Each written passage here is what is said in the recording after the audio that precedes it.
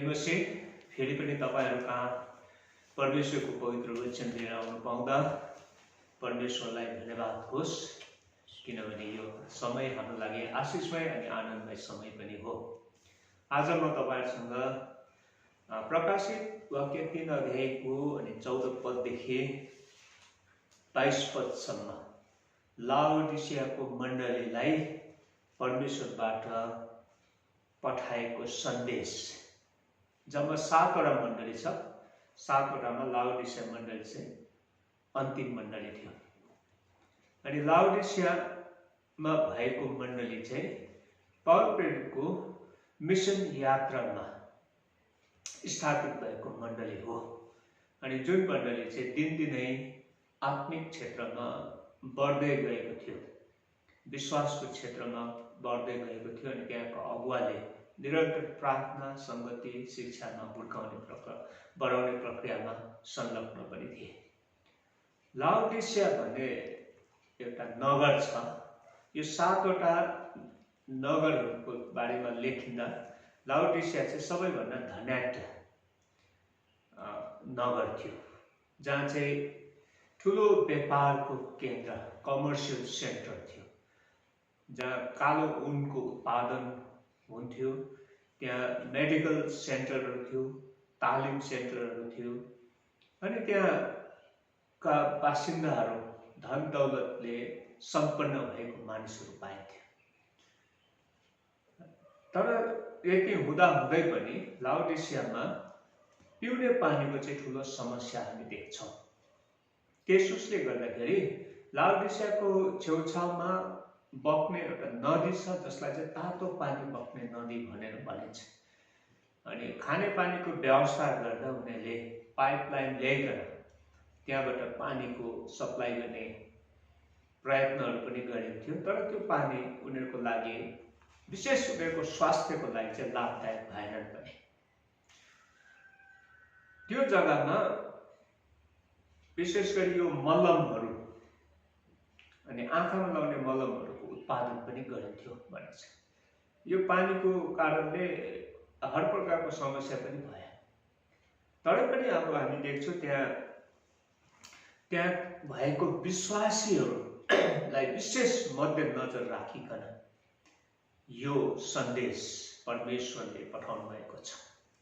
पुनरुत्थान हुनुभएको प्रभु येशू जो जिउँदो हुनुहुन्छ, सामर्थ्य हुनुहुन्छ भन्ने प्रमाणित अनि सँगसँगै उहाँले नै पठाउनु भएको सन्देश ताकि मण्डलीको जागृतिको लागि, मण्डलीलाई धेरै प्रकारले शिथिल बनाउँछ, कमजोरी बनाउँछ, अनैतिक बनाउँछ। अनि मण्डली कहिलेकाहीँ पतनको सङ्घारसम्म पनि पुगेर जान्छ। अनि लाउडिसियामा भएको मानिसहरू धन सम्पत्तिले सम्पन्न भएको व्यक्तिहरू थिए।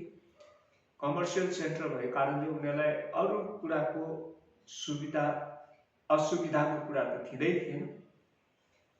अनि त्यहाँका मानिसहरू धनाढ्य थियो भनेदेखि त्यहाँका विश्वासीहरू पनि धनाढ्य नै थिए। तर के भयो भने त्यहाँका विश्वासीहरूलाई धन सम्पत्तिको कारणले गर्दा उनीहरू बिस्तार बिस्तार आफ्नो विश्वासमा कमजोरी भए, निष्क्रिय भए। त्यसोस्ले गर्दा परमेश्वरले वचन पठाउनु भयो उनीहरूलाई। अनि यस प्रकारले सुरु गर्नुभयो कि लाउडिसिया भएको मण्डलीको दूतलाई लेख भनेको त्यहाँ भएको विश्वासीहरूलाई दिएको उपाधि चाहिँ दूतहरू। अनि आज हाम्रो मण्डलीलाई पनि परमेश्वरले विविध प्रकारको उपाधि दिनुभएको छ विश्वासीहरूलाई। उहाँका सेवक सेविका, उहाँको ज्योतिको सन्तानहरू, जीवनको सन्तानहरू, अनि जीवित पत्थरहरू, विभिन्न प्रकारले।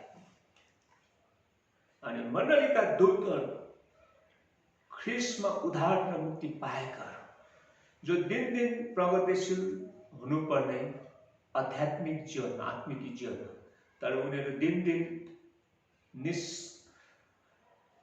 निष्क्रिय भइराखेको, कमजोर भइराखेको। यसोस्ले गर्दा परमेश्वरले उनीहरूलाई आफ्नो परिचयसँग यो सन्देश दिनुहुन्छ कि विश्वासयोग्य साँचो साक्षी परमेश्वरको सृष्टिको शासक आमेनले भन्नुहुन्छ भनिकन। अनि उहाँ जिउँदो सामर्थ्य अनि महिमामय परमेश्वर हुनुहुन्छ, जसको वचन हामीले सुन्न पर्छ। अनि यो वचन मण्डलीको जागृतिको लागि थियो, मण्डलीको स्थिरताको लागि थियो, मण्डलीको सुधारको लागि थियो, नवीकरणको लागि थियो। अनि यसोस्ले गर्दा अघि मैले भनिहालेँ, यो धन सम्पत्तिले सम्पन्न भए तापनि यहाँको विश्वासीहरूको जो कमजोरीपना आइरहेछ उनीहरू संसारसँग, अनि उनीहरूले आफ्नो व्यक्तिगत जीवनमा धन सम्पत्तिलाई चाहिँ प्राथमिकता, प्रायोरिटी दिइरहेछ। यसोस्ले गर्दाखेरि धन सम्पत्ति मान्छेको आवश्यक कुरा हो। व्यवस्थाको पुस्तकमा परमेश्वरले भन्नुभयो तिमीहरूलाई धन सम्पत्ति कमाउने सामर्थ्य दिनुहुन्छ, अनि उहाँले प्रशस्त रूपमा दिनुभएको पनि हो। तर त्यो होइन कि हामी धन सम्पत्तिमै आश्रय लिनुपर्छ, त्यसैमा हामी जिउनुपर्छ भन्ने होइन। धन सम्पत्तिको माध्यमबाट पनि परमेश्वरको चाहिँ महिमा नै हुनुपर्छ। इतोपदेशमा पाउँछ नि, आफ्नो आम्दानीबाट परमेश्वरको महिमा गर्नु। तर लाउडिसिया भएको मण्डलीहरू त्यस प्रकारले हुन सकेन। अनि सुरुमै भनेको छ, मलाई तिम्रा कामहरू थाहा छ, तिमी न त चिसो न त तातो, कि चिसो कि तातो भए हुने थियो।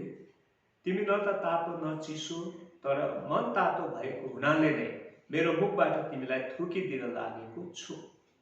पहिला बाइबलमा चाहिँ थुकिदिन्छु भनेको छ, अहिले चाहिँ थुकिदिन लागेको छु। परमेश्वरले भन्नुहुँदैछ, एक वार्निङ दिनुहुँदैछ, चेतावनी दिनुहुँदैछ, तिमीहरू त मन तातो छ, तातो भए पनि हुने थियो या त चिसो भए पनि। हामीलाई थाहा छ मन तातो पानी हाम्रो लागि फाइदाजनक हुँदैन, त्यसको कुनै स्वाद हुँदैन। कि तातो पानी हामीलाई फाइदा हुन्छ कि चाहिँ चिसो पानी हाम्रो तिर्खा मेटाउनको लागि लाभदायक हुन्छ। यो मन तातो, अनि त्यहाँको विश्वासीहरूलाई अनि त्यहाँको बासिन्दालाई यो मन तातोको मूल्य थाहा थियो। यसोस्ले गर्दा परमेश्वरले यस प्रकारले उदाहरण दिनुभयो, तिमीहरूको जीवन चाहिँ एउटा मन तातो छ, मरि पनि गएको छैन, न त जिउँदो भन्नु सक्छ न त मरिसकेको भन्नु सक्छ। कुनै आशा छैन, कुनै भरोसा छैन, कुनै मिसन काम तिमीबाट पुरा हुन सक्दैन, कुनै गवाईको कुरा पुरा हुन सक्दैन, कुनै आत्मिक कुराहरू दान प्रदान तिमीहरूमा पाए। एक प्रकारले तिमीहरू खोसिएको, निराश, हताश जस्तो पो देखिँदैछ। किनभने 17 पद भन्छ, तिमीहरूले म धनी छु, मसँग धन सम्पत्ति छन्, मलाई केही कुरोको खाँचो छैन भने तिमीहरू भनेको हुनाले, तिमी दुखी, अभागी, गरिब, दृष्टिहीन र नाङ्गो छौ भने तिमीलाई थाहा नपाएको हुनाले।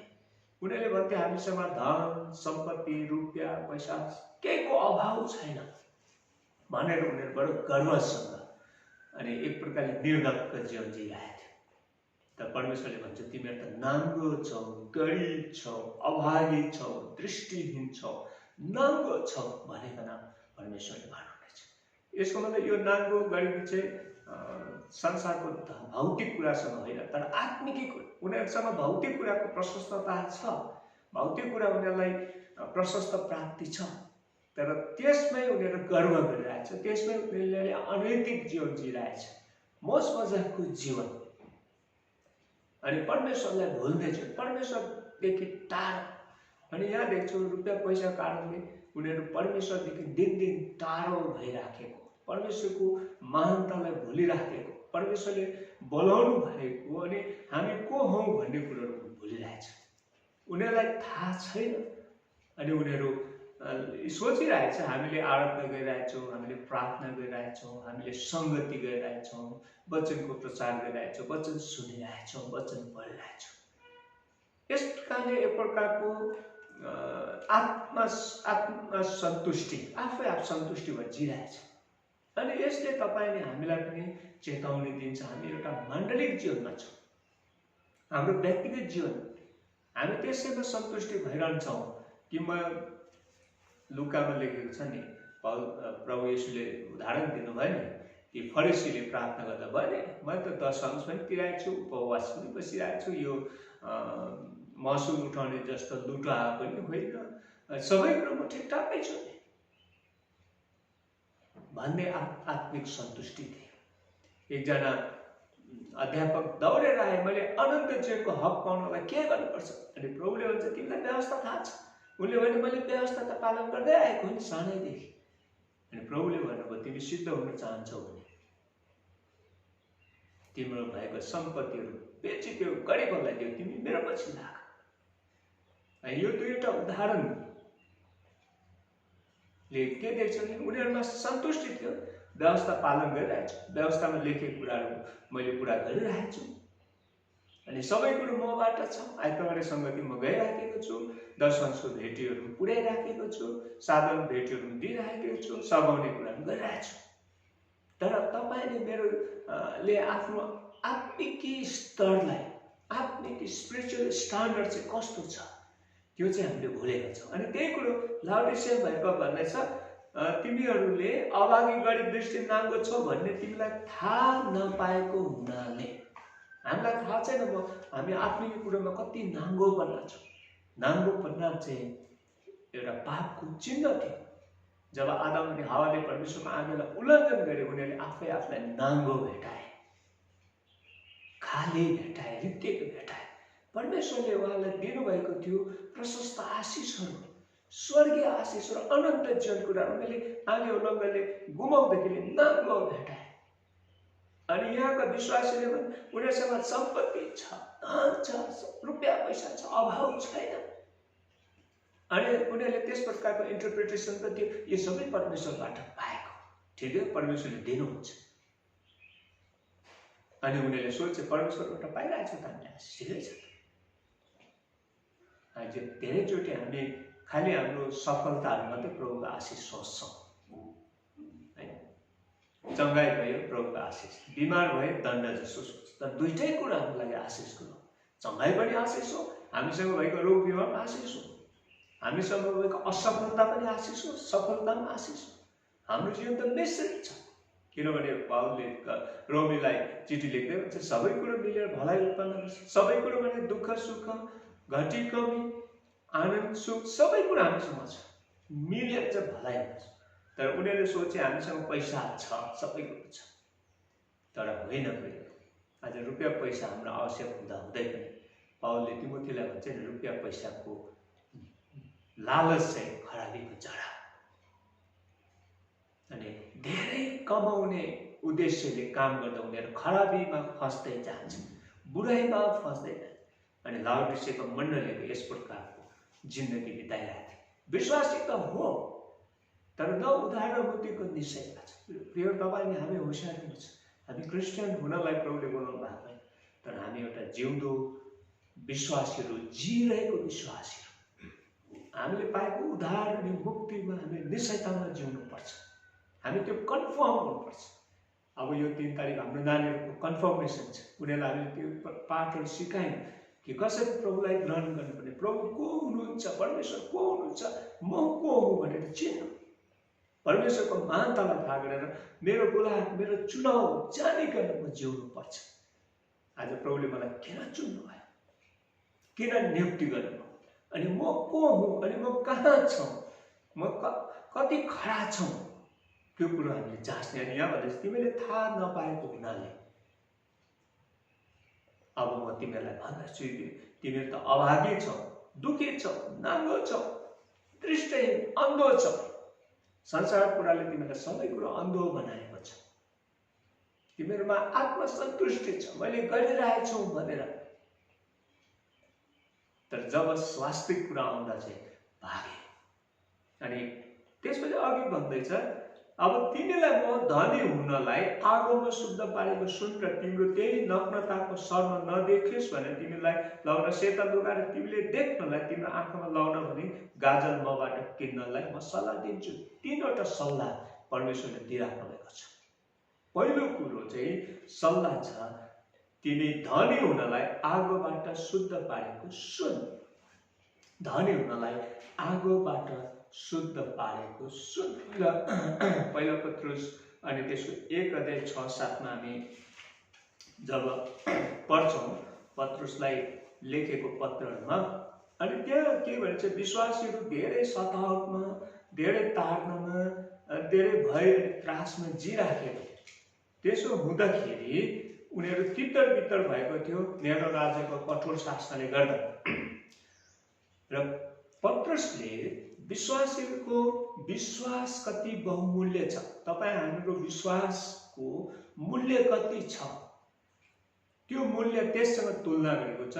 एउटा सुनको मूल्य त्यति बेला हुन्छ जब त्यसलाई आगोको भट्टीमा जलाएर खाँटी सुन बनाइन्छ, प्योर गोल्ड बनाइन्छ।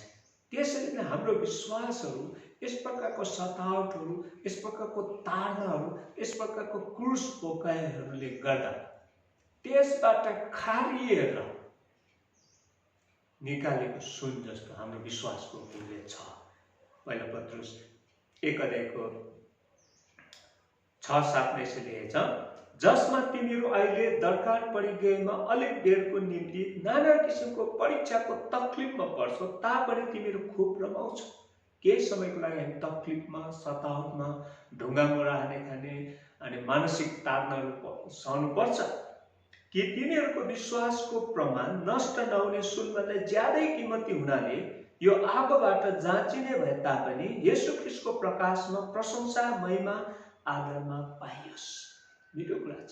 जसरी सुन भट्टीबाट निकालेपछि प्योर हुन्छ अनि त्यसको मूल्य हुन्छ, त्यसको स्थान छ, त्यसले त्यो भन्दा पनि बहुमूल्य तपाईँ र मेरो विश्वास हो। किनभने विश्वासद्वारा परमेश्वरलाई हामी रिझाउन सक्छौँ। अनि यही कुरो यहाँ आउँदैछ, तिमीहरू जो चाहिँ परमेश्वरको निम्ति प्रशंसाको, महिमाको, आदरको भएको होस्।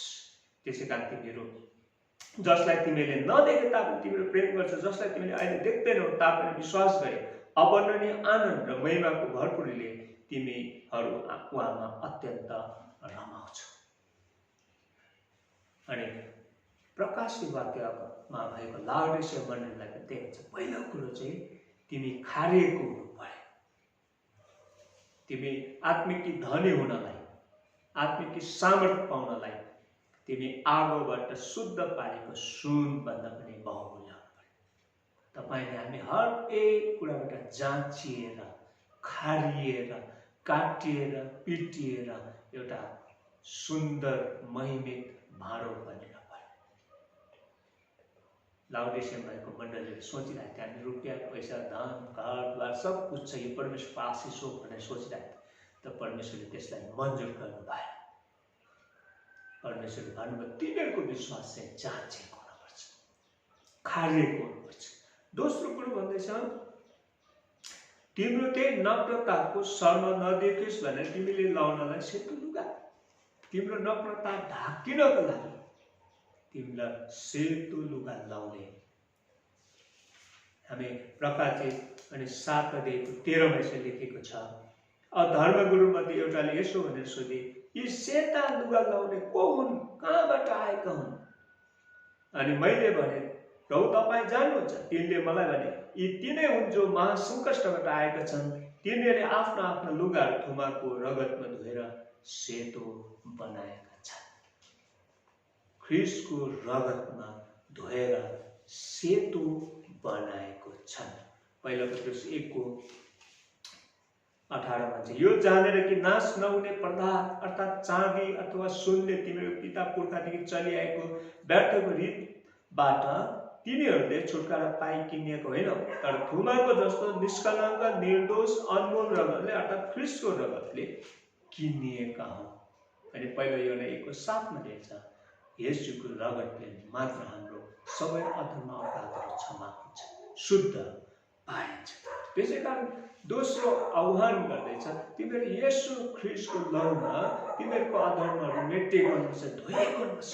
अनि सेतो वस्त्रले ख्रीष्टलाई झार्नुपर्छ, ख्रीष्टमाथि विश्वास अनि राखेको हुनुपर्ने छ।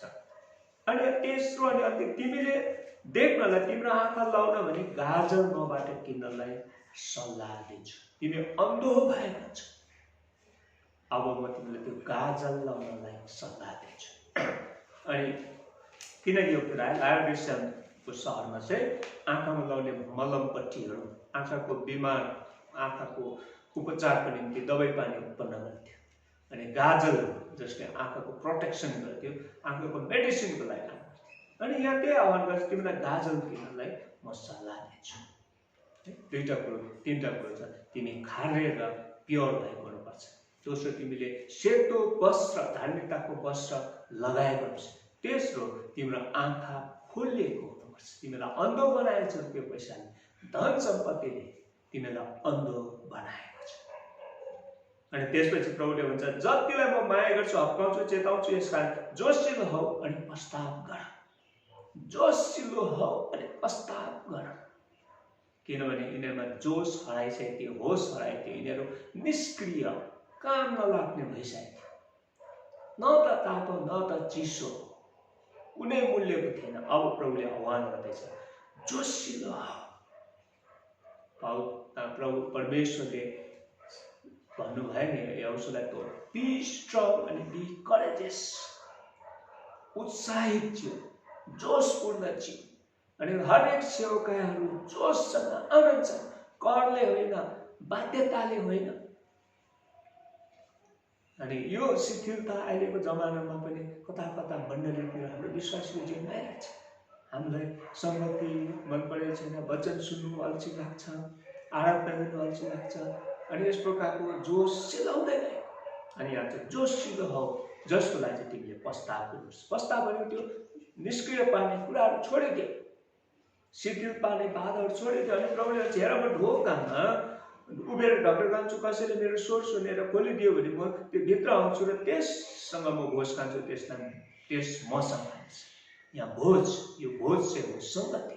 प्रभुले अझै पनि हामीलाई सहायता गर्नलाई, हामीलाई जोसिलो बनाउनलाई, सामर्थ्य बनाउनलाई, नवीकरण बनाउनलाई भन्छ म ढकढक आउँछु, खोल्यो भने म भित्र आउँछु अनि तिमीहरूसँग म भोज खान्छु। भोज चाहिँ सङ्गति चिन्ह। प्रेरितहरूले 4वटा खाँबा बनाए, सङ्गति, शिक्षा, प्रार्थना अनि भोज। अनि यो भोज चाहिँ मोजको मजाको भोज होइन, पार्टीबाजी होइन। यो भोज चाहिँ फेलोसिप, जस्तै हामी पवित्र प्रभु भोज भन्छौँ, होली कम्युनियन भन्छौँ। पवित्र सङ्गति, पवित्रतामा जोडेर, आत्मिक एकतामा जोडेर राखेको। अनि भोजले हाम्रो एकता देखाउँछ, भोजले हाम्रो युनिटी देखाउँछ, भोजले हाम्रो एक अर्कोको सहभागिता देखाउँछ, भोजले हामी एक अर्कोमा दिने अतिथि सत्कार र सेवा देखाउँछ, भोजले एउटा सेयरिङ भन्ने कुरो देखाइरहेछ। प्रभुले भन्छ मसँग त मेरो मेसमा म तसँग चाहिँ त मसँग हुनेछ। प्रियहरू, आज प्रभुले तपाईँले हामीलाई बोलाउनु हुँदैछ। यो लेन्टेनको समयमा छ, प्रभुले भन्छ तिमीले थाहा नपाएको कुरोले थाहा पाऊ। लेन्टेनले हामीलाई आफूलाई जागृत गराउने, आफूलाई जाँच्ने समय हो, आफूलाई तयार गर्ने समय। प्रभुले अझै मौका दिनुहुनेछ। मैले थुकिदिन लागेको छु, थुकिदिन लागेको छु, तर थुकिहालेको छु। प्रभुले मौका दिनुहुन्छ, फर्केर आऊ, फेरि सङ्गतिमा आऊ। तिमीलाई यी कुराले टाढो बनाइरहेको थियो प्रभुको सङ्गतिबाट, फेरि प्रभुको सङ्गतिमा आऊ, मसँग भोजमा भागीदारी हो। भोजमा निम्तो पाएको र हामी भोजमा सहभागी हुने अधिकार पाएको र हामीहरू भोजको निम्ति हामी तयार गरिएको व्यक्तिहरू हो। त्यो प्रिभिलेज ख्रिस्टले हामीलाई फेरि दिइराख्नु भएको छ। तर हाम्रो कर्तव्य ढोका खोल्नु, उहाँको स्वर सुन्नु अनि ढोका खोल्नु। जसले जित्छ त्यसलाई मेरो सिंहासन मसित बस्न दिन्छु, जसले मैले पनि जितेँ र मेरो पितासँग उहाँको सिंहासनमा बसेको छु। प्रभुले भन्नुभयो जसरी मैले हर प्रकारको कुराहरू, परीक्षाहरूदेखि लिएर सबै बलिदानी कुराहरू सिध्याएँ, जितेर आएँ, मैले पाप अति जय भएँ अनि म पिताको दाहिने हातपट्टि छु भनेदेखि तिमीहरूले पनि जित्छौ भने मसँग विजयको पुरस्कार, पिताको सँग बस्ने है, पितासँग बस्ने, पितासँग सिंहासनमा बस्ने राज्य गर्ने। प्रकाशित 22 अध्यायमा हामी त्यो कुरा पाउँछौँ। 22 अध्यायको 5 पदमा लेखेको छ, तिमीहरूले सदा सर्वदा राज्य गर्नेछ, तिमीले सदा सर्वदा राज्य गर्नेछौ। र प्रियहरू, आज लाउडिसियाको मण्डलीसँग परमेश्वर बोल्नु हुँदै गर्दा तपाईँ हामीसँग सामूहिक प्रकारले प्रभु हामीसँग बोल्नु हुँदैछ, व्यक्तिगत रूपले प्रभु हामीसँग हुनुहुन्छ। तपाईँले हामीले एकपल्ट हेरौँ हाम्रो जीवन कस्तो छ, हाम्रो विश्वासको दर कस्तो छ, तातो छ कि चाहिँ चिसो छ। तर मन तातो चाहिँ परमेश्वरले थुकिदिन्छु भन्नुहुँदैछ। थुक्नु भनेको चाहिँ घृणा, मिठो कुरो को बास्ना आउँदा हामी थुक निल्छौँ, जसै रोक्दा रोक्दा हामी थुक निल्छौँ। तर दुर्गन्ध आयो भने हामी तत्काल थुकी पठाउँछौँ, छिटछिट दूर गर्छौँ। प्रभुको दृष्टिमा हामी इन्कारको पुर्याउँछौँ र परमेश्वरले हामीलाई मौका दिनुहुन्छ, हामी उहाँको दृष्टिमा स्वीकार योग्य हुनुपर्छ, थुक्किने होइन तर सम्मानित हुनलाई प्रभुले मौका दिनुहुन्छ। प्रभुले हामीलाई सम्मानित जीवन जिउनलाई प्रभुले हामीलाई बोलाउनु भएको छ। हामी आफूलाई निहालेर हेरौँ, हामी ज्योति नुनिलो स्वादिलो सुगन्धको कुरा हामीले धेरैचोटि चर्चा गरेका छौँ। अब निहाल्नुपर्छ हामी त्यस योग्यको छौँ कि छैन, कि स्वाद हराएको छ, खुट्टाले किल्चिमिल्ची हुने। यहाँ भन्दैछ तिमी न त तातो न त चिसो। बुढी चिसो भए त हुने थियो कि चाहिँ तातो भए त हुने थियो। मन तातो भएको कारणले ल्युकुवाममा चम्रेजमा ठोकिदिनेछु। यो बडो खतरा कुरा हो। यसकारण प्रियहरू, आउनुहोस् प्रभुले भन्छ ढाउन पाउँछु, जसले स्वर सुनेर खोल्छ म त्योसँग भोज खानेछु, त्यो मसँग भोज खान्छु अनि त्यसलाई म सिंहासनमा पितासँग बसाल्नेछु। जसले सुन्ने कान, जसको सुन्ने कान त्यसले सुनोस्, आत्माले मण्डलीलाई के भन्नुहुन्छ सुनोस्। हाम्रो नाङ्गोपन हटेर गएको होस्, हाम्रो सुस्तीपन हटेर गएको होस्, हाम्रो अन्धपन हटेको होस्। हामी परमेश्वरको नाममा खडा हुने, जय हुने अनि परमेश्वर आउनुहुँदा हामी ग्रहण योग्य हुने। स्याबास, त्यो सानो कुरो विश्वास योग्य भइस भनेर परमेश्वरसँग राज्य पाउने हकको निम्ति प्रभुले बोलाउनु हुँदैछ। प्रस्ताव गर जोसिला हो। प्रभुले वचनहरूलाई आशीर्वाद दियो। दयालु पिता परमेश्वर, तपाईँको पवित्र वचनलाई धन्यवाद छ। हाम्रो विश्वासमा धेरै निष्क्रिय पार्ने कुराहरू छ, त्यसकारण प्रभु हामीलाई होसियारी तयारी सतर्क भएर हामी सक्रिय जीवन, सामर्थ्य जीवन, फलवन्त जीवन जिउनमा तपाईँले हामीलाई साथ दिनुहोस्। मण्डलीमा परिवारमा आशीर्वाद माग्छौँ येशूको पवित्र नाममा, आमेन।